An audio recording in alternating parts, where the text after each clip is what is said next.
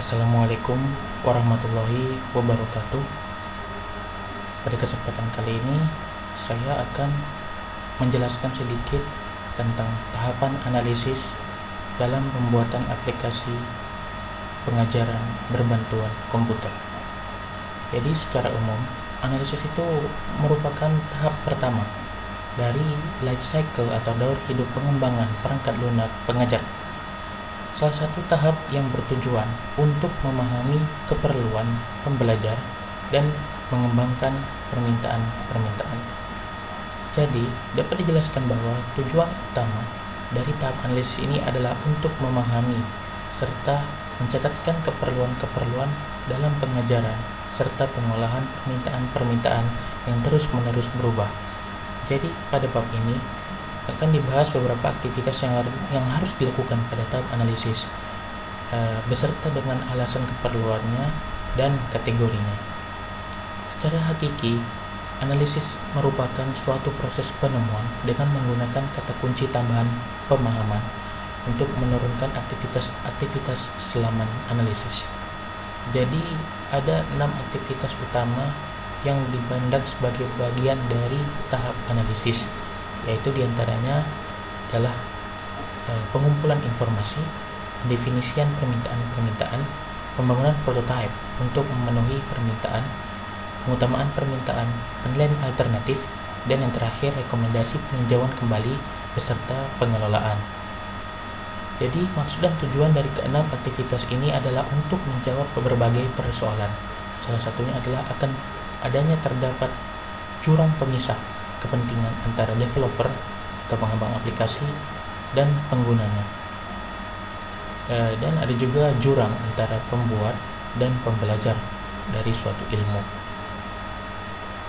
Jadi di antara developer dan klien itu akan selalu terdapat ketidakpastian karena kehendak dari salah satu pihak yang kurang realistis dan keinginan yang tidak tetap. Jadi kita harus sadar bahwa teknologi dan ilmu itu akan selalu tumbuh dan berkembang. Jadi sifat-sifat tadi itu tidak hanya mempengaruhi sisi penggunaan teknologi dan penerapan ilmunya, tapi juga berakibat luas terhadap bagaimana mentransfer ilmu dan teknologi tersebut. Itu selalu terdapat isu baru bagi para perancang arahan atau para instructional designer. Selain itu, kita juga harus menyadari bahwa setiap orang itu memiliki kemampuan yang berbeda-beda dan juga terbatas. Nah, oleh karena itu dari sudut pengelolaan pengajaran diperlukan adanya saling kerjasama antara berbagai unsur yang berkepentingan dalam pengajaran. Nah, salah satu yang terpenting itu adalah perlu diperoleh pendapat pakar atau para ahli yang pada gilirannya akan melengkapi semua informasi yang diperlukan dalam tahap analisis ini dari berbagai sudut pandang. Nah, dalam mengembangkan suatu software itu, apalagi yang dibuat untuk pengajaran, yaitu pengembangan ini selalu dimulai dengan mengenali tujuan utama dan aktivitas-aktivitas utama dalam tahap analisis. Nah, oleh karena itu, agar PBK dapat dihasilkan dalam suatu perangkat lunak untuk satu bidang pengajaran, misalkan itu matematika, biologi, fisika, kimia, bisa jadi sosiologi, psikologi, ekonomi, geografi, dan banyak lainnya. Ada 3 aspek analisis yang perlu dilakukan dan didalami. Pertama, ada analisis keperluan atau needs analysis. Yang kedua, ada analisis tugas atau task analysis. Yang ketiga adalah analisis arahan atau instructional analysis. Tahapan analisis ini juga disebut sebagai front-end analysis. Nah, yang pertama dari ketiga tahap tadi yang akan dijelaskan adalah analisis keperluan atau needs analysis. Nah, analisis keperluan ini adalah suatu aktivitas yang menaksir masalah pembelajaran, yaitu apa yang hendak diajarkan, siapa sasarannya, dan apa konteksnya. Nah, selain itu, analisis keperluan ini juga merupakan suatu usaha dalam mendapatkan informasi agar dalam merancang aplikasi dapat menggunakan usaha yang optimal. Pengumpulan informasi merupakan bagian dasar dari analisis.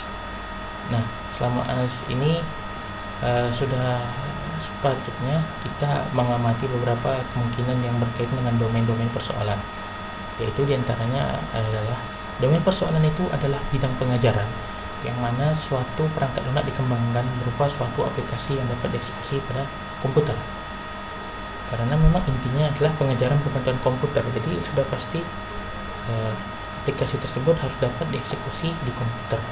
Yang kedua adalah aplikasi tersebut dapat dinyatakan sebagai porsi dari sistem informasi baru yang memenuhi keperluan pengguna di dalam suatu domain persoalan. Nah, dalam konteks ini, yaitu informasi tentang domain persoalan dikumpulkan dengan mengamati pembelajar dalam melakukan tugasnya, dapat dijabarkan bahwa fungsi analisis keperluan itu di antara lain, yang pertama mensahkan perancangan yang diperkirakan sesuai untuk suatu masalah atau suatu peluang. Yang kedua, menemukan apa yang perlu dipelajari oleh pembelajar. Yang ketiga, belajar secara lebih mendalam tentang pembelajar dalam konteks tertentu. Yang keempat, memahami realitas konteks arahan atau pengajaran instruksional. Yang kelima, menggali isu meliputi masalah arahan dan penyelesaian yang diusulkan. Dan yang terakhir, menghasilkan informasi yang dapat membantu perancangan. Nah, ada langkah-langkah yang dapat dilakukan dalam melakukan analisis keperluan. Langkah pertama adalah uraikan tujuan di ideal. Nah, apa ideal dari aplikasi PBK yang akan kita rancang? Tujuannya untuk apa? Tujuan awalnya untuk membantu mahasiswa fakultas X mempelajari materi Y misalkan. Itu harus kita jabarkan tujuannya. Nah, yang selanjutnya kita dari uraian tujuan tadi itu mendapatkan informasi di reality. Oh, di lapangan seperti ini ternyata mahasiswa X dalam mempelajari Y itu menggunakan teknik Z, teknik A, teknik B, teknik C, dan di komputer itu teknik Z, A, B, C tadi itu dapat dibuat dalam bentuk D, E, F. Nah, itulah reality yang kita bisa dapatkan dari tujuan. Nah, yang terakhir adalah tujuan tadi itu kita ringkaskan menjadi lebih sesuai dengan realita yang ada, dan kita ubah sesuai apabila tujuan yang kita pertama buat tadi kurang sesuai. Nah, the goals. Disitulah kita menentukan tujuan akhir dari aplikasi tersebut. Jadi, hal yang harus kita perhatikan adalah diagram siasat analisis keperluan itu harus ringkas dan dapat diubah sesuai atau diedit. Itu melibatkan pengalaman, pengetahuan, wawancara, tinjauan sumber, dan semua yang telah diterangkan, yang mengandungi ringkasan masalah, uraian penyelesaian, dan tujuan perancangan. Yang kedua ada analisis tugas. Jadi sebenarnya pada tahap analisis ini tidak cukup hanya sekadar mengumpulkan informasi. Peninjauan ulang, penganalisaan, dan penstrukturan informasi yang diperoleh harus dilakukan, sehingga semua itu dapat dikembangkan seluruh pemahaman tentang permintaan-permintaan di dalam pengajaran. Nah, pada awal analisis, sebenarnya analisis keperluan itu mengenali isi dan tugas yang dipelajari secara umum, atau hanya disingkat secara global. Berbeda dengan analisis tugas, dengan analisis tujuan tadi. Analisis tugas ini selalu bersifat khusus, tidak global seperti analisis yang sebelumnya. Nah, oleh karena itu, perancang arahan akan mengkaji dokumen-dokumen yang ada dengan memperhatikan pembelajar sewaktu melakukan tugas-tugas dan memperoleh masukan pendapat-pendapat dari pakar tertentu. Analisis tugas ini akan terus dilakukan sehingga perancang berarahan telah memperoleh informasi terperinci dan sesuai. Salah satu contoh analisis tugas itu adalah menganalisa tugas dalam memadamkan kebakaran kecil dalam lubang bawah tanah. Nah, ketika proyek pemadaman api kecil, kebakaran kecil tadi itu dilakukan, tidak terdapat sebarang tata cara yang baku. Nah, perancang berarahan tadi yang sudah disebutkan di paragraf sebelumnya bekerja sama dengan para pakar yang sudah menguasai dalam ilmu pemadaman api, dan pakar-pakar yang paham apa saja yang terdapat di bawah tanah untuk mewujudkan tata cara atau sebuah algoritma dalam memadamkan api di lubang bawah tanah.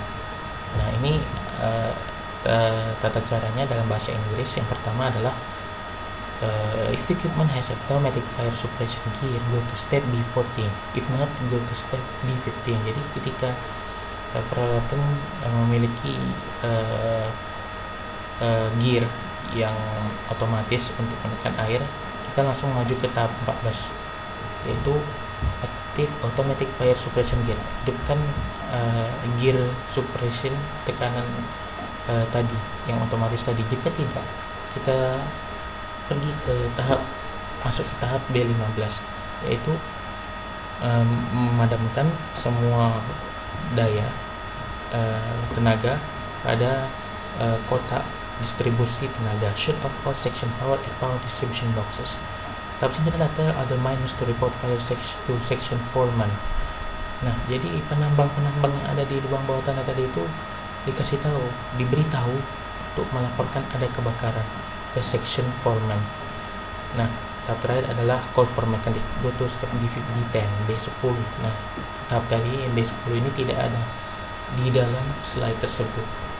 Nah, fungsi dari analisis tugas ini adalah untuk membuat inventory tugas, menyenaraikan tugas-tugas umum atau topik yang merangkumi kerja sesungguhnya atau isinya. Analisis tugas ini digunakan untuk menguraikan tugas dengan menerangkan secara teliti tugas-tugas khusus atau topik khusus untuk mengenali tugas bagian, aliran informasi, dan pengetahuan yang diperlukan untuk melaksanakan kerja atau menggunakan isi. Nah, tentu saja ada hal-hal yang perlu dilakukan sebelum menulis analisis tugas dengan teliti, yaitu diantaranya pertama, mencatatkan kerangka tugas atau topik. Yang kedua, membuat catatan. Yang ketiga, kenal pasti bagian yang perlu informasi lebih lanjut. Kemudian catatkan pertanyaan-pertanyaan khusus yang perlu ditanya kepada para pakar. Yang terakhir, buatlah diagram alir tugas atau topik. Ada beberapa tata cara dalam menulis analisis tugas. Yang pertama adalah mulai dari yang umum terlebih dahulu, kemudian yang khusus.